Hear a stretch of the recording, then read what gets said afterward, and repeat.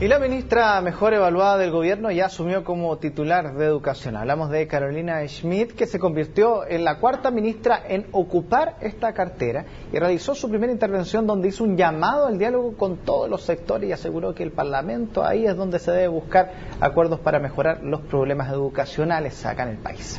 Bueno, y para conversar sobre este tema nos encontramos ya con el senador del MAS, Alejandro Navarro. Buen día, senador. ¿Cómo le va? Buenos días, Germán. Buenos días, Paola. ¿Cómo ha recibido usted la llegada de la ministra Schmidt a esta cartera tan conflictiva? Mira, sorpresiva.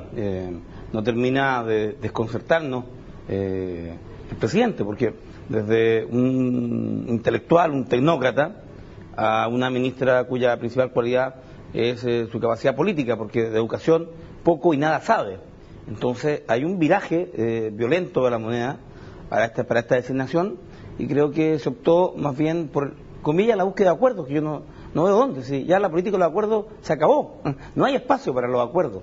Hay quienes queremos educación gratuita, queremos un cambio profundo en el sistema de educación superior. No queremos esta superintendencia que además es de papel lustre, porque en definitiva la hicieron los rectores de las universidades privadas. O sea, un superintendente nombrado por el presidente de la República, cuya definición de fiscalización o supervisión la toma él en su escritorio día a día. No queda establecida en la ley. Senador, ante las declaraciones del senador Larraín, a propósito de que estaban en guerra, yo al menos escuché críticas de todos los sectores, de que no, incluso de gente de Renovación Nacional, de que no es una declaración afortunada, de que no se puede estar en guerra, que no es lo que el país quiere.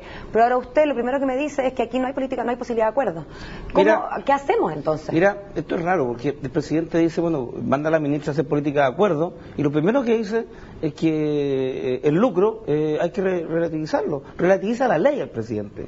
Si en la ley no se habla de usura, no se habla de utilidades abusivas, la ley prohíbe la utilidad.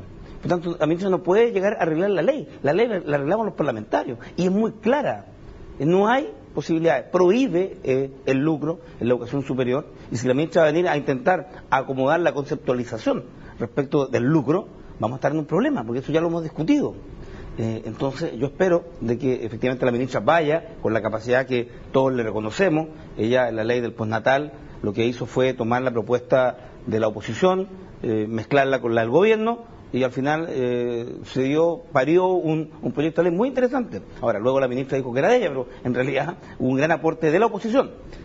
Mira, creo que en estos 6 meses se va a avanzar muy poco en esta materia, porque lo he dicho, el problema de la educación no es un problema pedagógico, es un problema ideológico. Hay una visión de este gobierno que yo no comparto, que la oposición no comparte y queremos cambiar. Pero por ejemplo, en términos del postnatal, y todo usted lo dice, quizás había visiones de ver la vida un poco distintas y se lograron llegar a consensos con esta mujer ministra que fue hasta el Parlamento y logró mezclar estos dos mundos, por decirlo de alguna manera, como usted lo señala. ¿Puede ocurrir lo mismo en educación?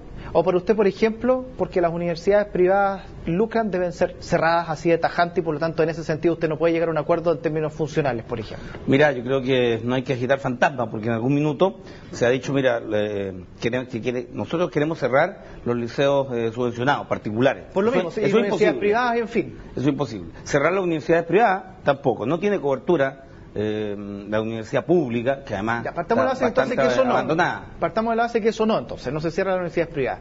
Ya, saltamos al segundo escalón, el tema del lucro directamente. Entonces, ¿la ministra puede eventualmente llegar a un acercamiento en estas dos posturas que usted señala?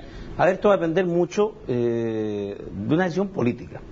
Este sistema se ha montado sobre bases profundamente ideológicas, y va a depender mucho de lo que diga el mundo empresarial, que tiene universidades, el mundo de la fe, cómo ven afectados sus intereses, porque aquí hay una fuerte presión sobre el gobierno para mantener el actual esquema y la actual definición de universidades.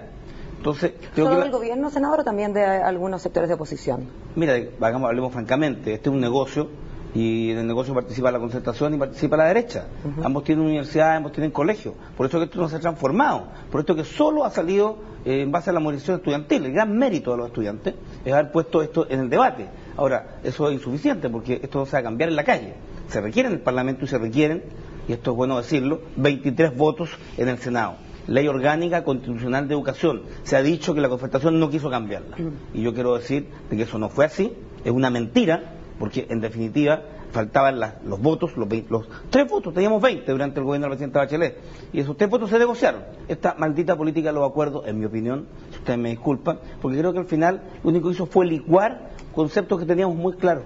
Yo creo que faltó mucho esfuerzo en poner claras las diferencias y luego decirle a la ciudadanía, mira, esto es, y hay quienes no lo quieren, y por lo tanto esto es lo que es posible avanzar, comillas, con este acuerdo, que en mi opinión lo único que logró es que la Concertación perdiera el gobierno, y este gobierno, en los 3 años que ya llevamos, 4 ministros de educación, en 3 años y algunos meses, diera cuenta de que el problema, reitero, no es pedagógico, no es profundamente ideológico. Yo, senador, concuerdo con usted en que la educación, como casi ningún otro tema en la agenda nacional, es un tema ideológico, de eso no me cabe ninguna duda. El tema, yo como ciudadana lo que veo es que mientras esas diferencias ideológicas se discuten alrededor de mesas redondas, centros de estudio, entrevistas en canales de televisión, alrededor de un café capuchino, cómodamente sentados, cada año que discutimos esto, se caen en la brecha de la mala educación, finalmente, más de 100.000 estudiantes por año, que salen de cuarto medio sin entender lo que leen, sin saber hacer una regla de 3, que entran a una universidad acreditada, malamente acreditada, a endeudarse de por vida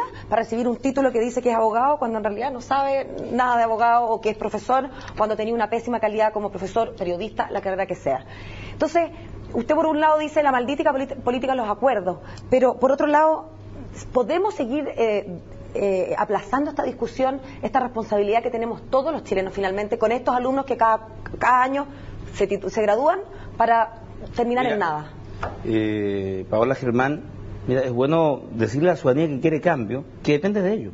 Porque sabe lo que no es coherente, y a mí la verdad es que me termina de preocupar y siento un gusto amargo, profundo, es que la ciudadanía pide cambio, pero luego elige a los que no quieren cambio. Entonces, si la ciudadanía quiere cambio, tiene que elegir a Bachelet y tiene que darle 23 senadores para que hagan los cambios. Eso significa doblar en Antofagasta, en La Serena, en Concepción y en Puerto Montt. Si no hay ese doblaje y Bachelet no tiene los 23 senadores, la verdad es que estos cambios van a ser muy difíciles y nos vamos a llevar dando explicaciones. Entonces, y a tu pregunta, lo que yo digo, lo que tenemos que hacer, mira, es sincerar el debate con la ciudadanía, porque queremos o no queremos cambio. Claramente las universidades privadas están diseñadas de una manera tal que no buscan enseñar ni buscan preparar profesionales para la patria. Lo que buscan es ganar. Existe, mira, un número muy importante de universidades que son incluso privadas, como la Universidad de Concepción, que tienen vocación de lo público. Entonces tiene que haber una diferenciación. No todas son iguales, algunas son tiza de pizarrón, otras tienen investigación. En definitiva, tenemos entonces que sincerar qué es lo que tenemos en la educación superior chilena y que los estudiantes puedan decidir, pero a que más tengan un fuerte respaldo del Estado en materia económica. Yo estoy por la educación gratuita, mira, sea el 95%, para dejar comillas a los hijos de los más ricos fuera, está bien, pero el 95% nos asegura que la inmensa mayoría de los jóvenes en Chile va a poder estudiar gratis, como lo han hecho todos los presidentes de Chile. Por ejemplo, aquí yo veo 2 posturas donde veamos si es que la ministra sería capaz de llegar a un consenso. Usted que dice 95% gratis, 5% que paga. Hace poco tuvimos al senador Espina que señaló 60-70% gratis, el 10% más rico tiene que pagar y la diferencia que en la clase media ver un sistema de crédito y todo para que se financie. ¿Usted comparte esa situación? No, ¿O en qué punto usted podría entrar a conversar, a llegar a un acuerdo, por ejemplo, con el senador Espina para poder sacar adelante proyectos de este tipo? Mira, yo creo que aquí el tema de fondo tiene una pata tributaria, porque cuando decimos 95% de gratuidad, estamos diciendo que alguien tiene que pagar esa educación. Por lo tanto, hay una reforma tributaria a las grandes empresas, y lo que no quieren entrar, y el gobierno no quiere entrar, es decir, ¿cómo va a financiar? Yo le preguntaría a Espina, ¿cómo va a financiar el 70%? Y la misma pregunta habría que hacer a los presidenciables, entre ellos la presidenta Bachelet, ¿cómo espera financiar el 95% o el 100%? Es una reforma tributaria profunda a la gran minería, a las grandes empresas, a las utilidades, y en definitiva los impuestos son impopulares, sin embargo son muy necesarios. Y siento entonces de que paralelo a este debate educacional va un debate de reforma tributaria para financiar una educación gratuita en Chile. Pero, senador, entonces quiere decir que quizás la diferencia que tiene entre usted, por ejemplo, y un senador Espina, que vienen de mundos ideológicos completamente distintos, podrían llegar a un acuerdo en la forma, en el fondo, pero quizás la forma en lo que están distanciados de cómo financiar todo esto? A ver, no hemos discutido el financiamiento. Si lo que ha habido es una negativa completa, no hay ni un solo proyecto hoy día en el gobierno, y ese fue el pecado de Harald Bayer o Harold Beyer, como se quiera, no hay nada en la agenda, en el Senado al menos, que diga relación con la educación gratuita. Nada. Hay superintendencia, hay agencia de acreditación de las universidades, pero no hay nada. Estaba negado el tema.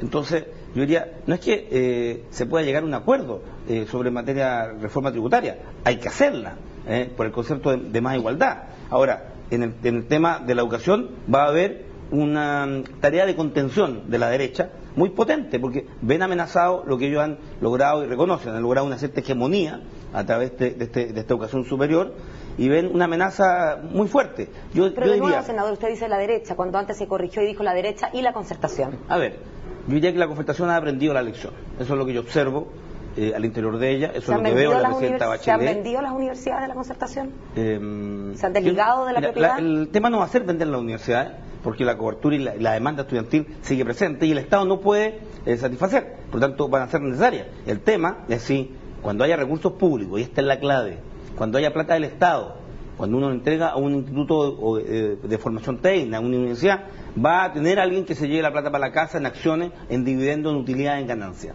Nosotros estimamos que no deberá ser así, con las platas del Estado. Por tanto, universidades como la Católica, por ejemplo, que no tiene recursos del Estado, tiene muy poco, bueno, van a poder seguir trabajando. Pero universidades que reciban recursos a través de los créditos, o en definitiva a través de la gratuidad, porque alguien les va a tener que pagar, que va a ser el Estado, siendo universidad privada.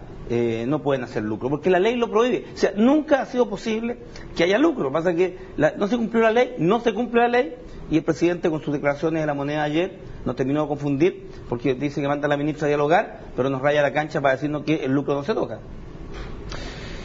Falta mucho por conversar, lamentablemente siempre el tiempo es corto. Le queremos agradecer, senador Navarro, por haber venido esta mañana a conversar aquí con nosotros. Muchas gracias, senador.